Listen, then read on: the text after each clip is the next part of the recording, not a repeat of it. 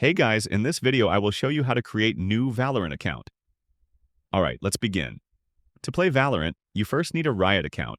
Start by opening any web browser on your PC or laptop. In the search bar, type Valorant and open the official website, playvalorant.com. On the homepage, click the Play for Free button. You will now see a login page asking for a Riot account. Since you are creating a new account, select Create a Riot account. Enter your email address and continue. Riot will send a verification code to your email. Open your email, copy the code, and paste it on the verification page. Next, enter your date of birth to proceed. After that, choose a unique username that will be used for your Riot account. Now create a strong password and confirm it. Carefully read the terms of service and privacy policy, then agree to continue. Once completed, your Riot account will be created successfully.